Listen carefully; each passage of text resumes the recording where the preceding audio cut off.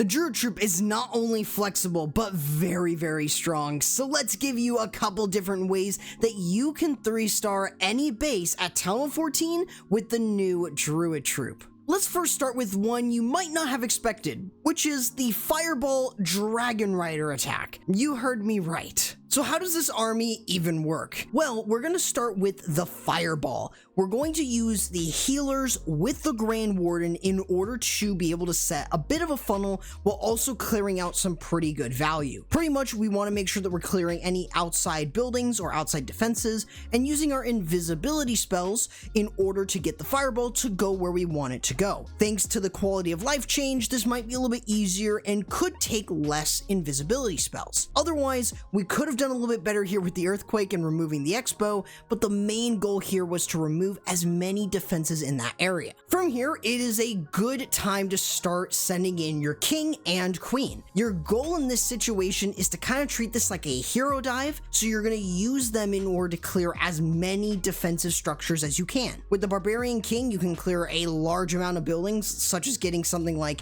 an Inferno Tower, or even just clearing out a larger area. Of course, you should try to remove the enemy queen or royal champion, or even both of them if you can, in order to get the most amount of value. This hero dive is going to allow you to set up a nice push with your Dragon Riders, which is very easily going to help you earn that 3-star. But as long as you can clear multiple enemy heroes, preventing your Dragon Riders from being taken out by them, it will really help you in the long run. Now, securing the Town Hall takedown is another really important thing. Unless you've already fireballed that defense and surrounding buildings to secure it, you should also have a way to secure the Town Hall takedown with the Battle Blimp. This is where you have the Yeti Bomb. You can pair this up in terms of removing a anti-3-star bases Town Hall where it will be more offset. Just be very careful of things like Seeking Air Mines and Tornado Traps, as they could cause your blimp to fail. Sometimes you might get lucky, but otherwise having the Rage and the Yeti Mites will allow you to remove the Town Hall. Now, if the Town Hall is in the center of the base,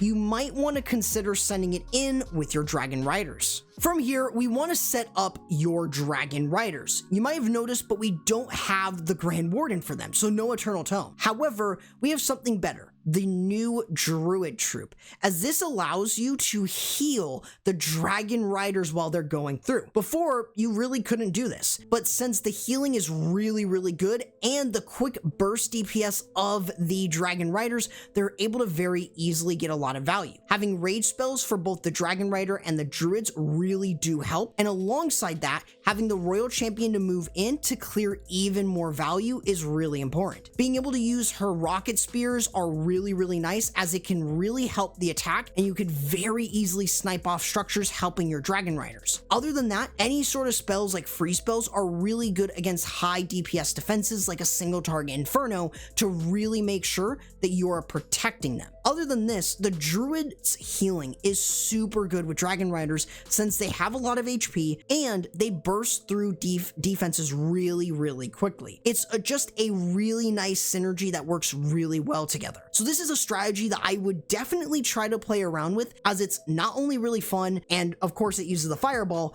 but it's really dang strong, especially since Dragon Riders don't really need the Warden's ability now.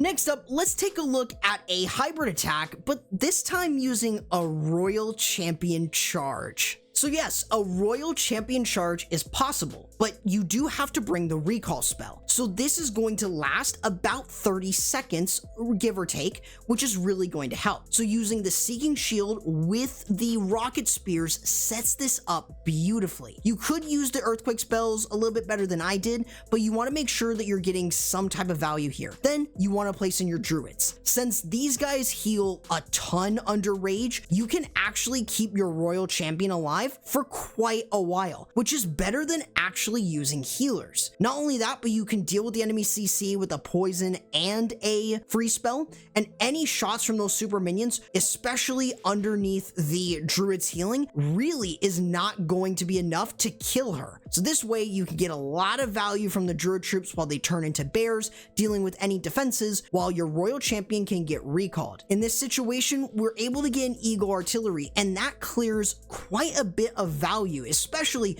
getting both an Inferno and Eagle for just using the Royal Champion. Now from here, we're going to actually use a hero dive.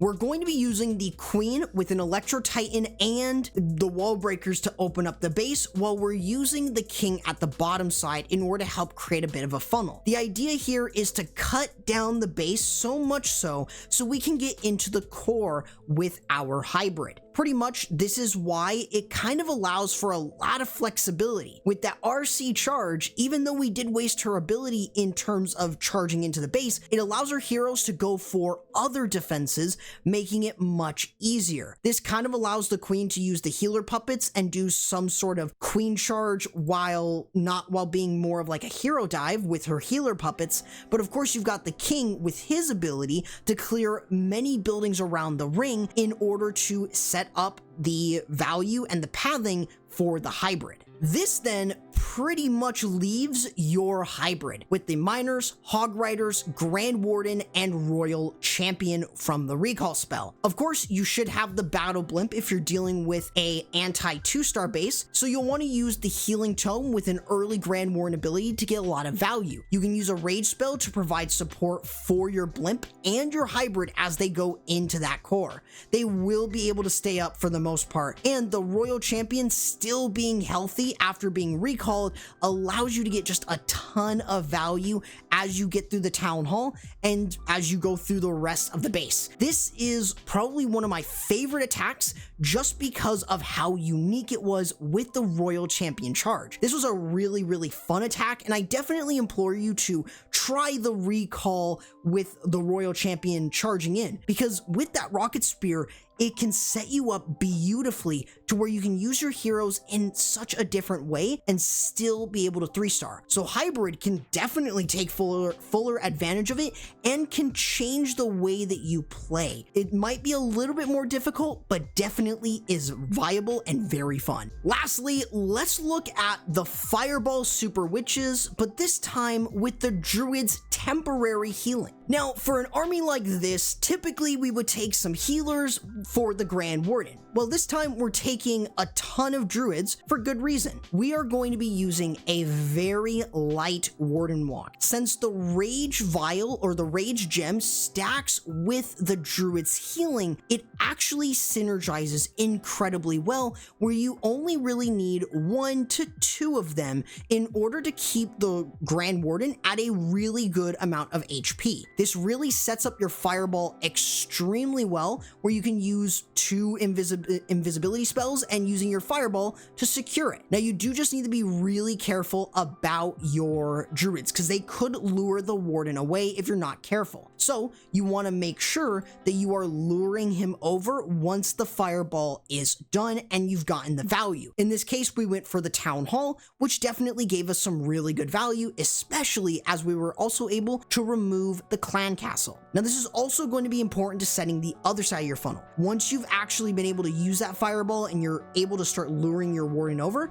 use the Siege Barrack with your Barbarian King. This is going to establish the other side of the funnel, making it easier for your Super Witches to start entering into the base. Pretty much as you're luring the Warden over, you want to start breaking walls with the Super Wall Breakers, sending in your Super Witches, and you have your Druids ready to go. The reason that the Druids work really well with Super Witches is because they offer healing that is great. But not only that, they become bears that have about the same health as a big boy. And this really does help your Super Witches, as you basically have more big boys on the field. Having jump spells to move across the base, the King can clear an entire compartment on his own, while having the jump spells in order to connect multiple compartments. This also helps the Druids when they turn into a bear, which then allows them to just start going ham on the defenses. With your Royal Champion, you can use her with the Rocket Spear to help support your attack while you're cutting down the base, and this is really just super helpful. You might have super minions from the CC to help clear through back-end defenses, but overall,